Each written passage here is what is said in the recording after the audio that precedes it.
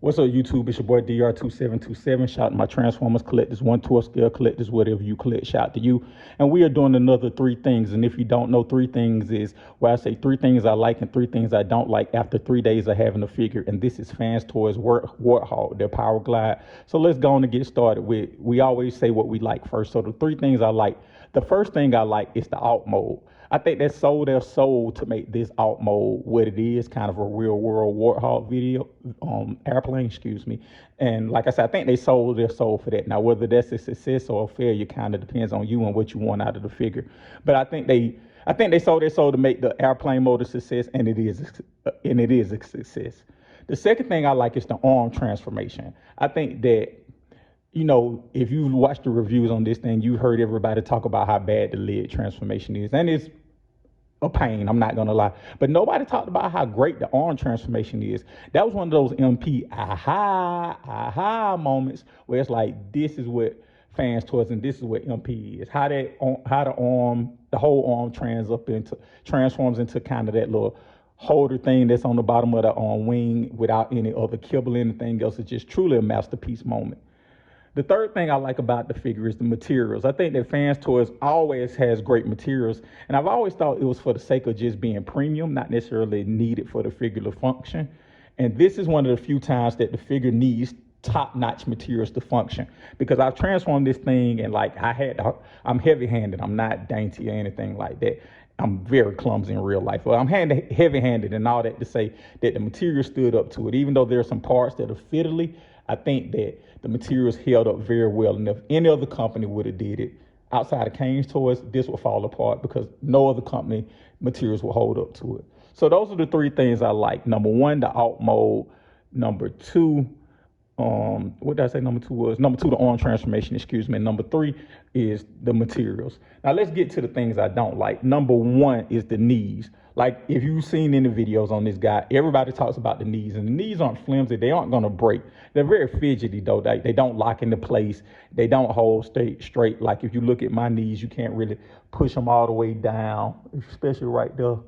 You can't push them all the way down for me, and they always want to come out. So like, the knees are a real problem, and this, again, for the gimmick of having kind of that alt mode, that real world long alt mode, that mass shifting effect. The knees play an important part in the back half of it.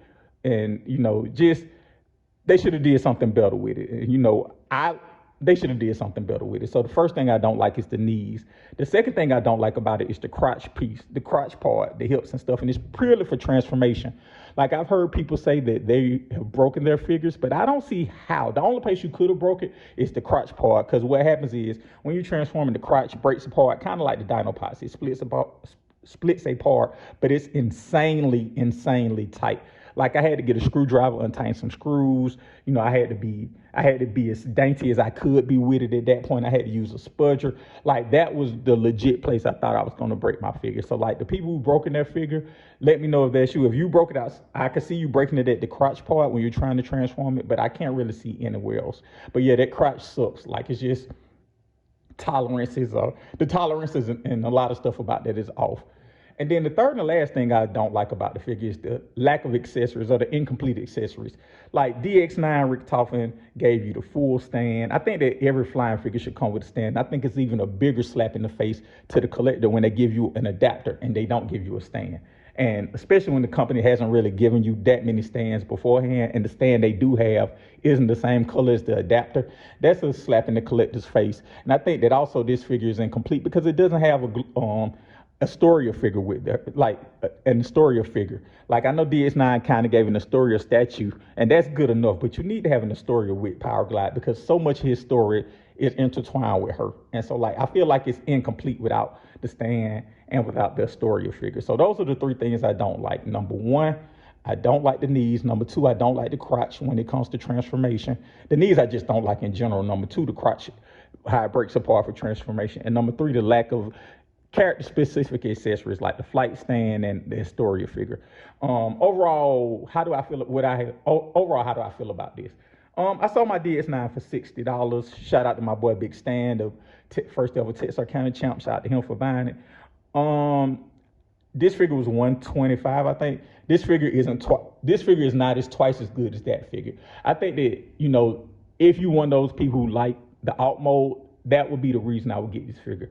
I'm a FansToys fanboy, so I'm gonna get it. So like, if you're not really a FansToys fanboy, or you don't see any value in that real world Warthog alt mode, like if you're a cartoon, give me that chibi look type thing, I wouldn't get this figure. I would just get DX9 because I'm sure it's at a discount right now, and you get more accessories and kind of, you know, more bang for your buck.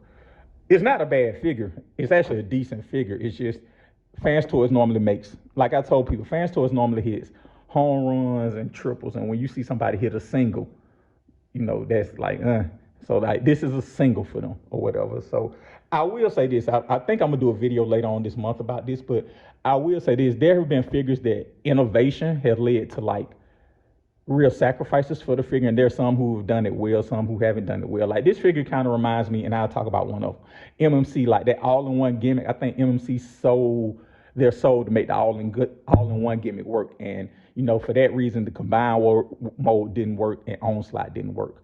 I think FansToys sold their soul to make this, you know, mass shifting real world Warthog gimmick, and you know, for me, it works, but not as well as it could have been if they just stuck to the basics or whatever. But anyway, those are the 3 things I like, 3 things I don't like about it. And let me know your thoughts in the comments. As always, thank you for watching.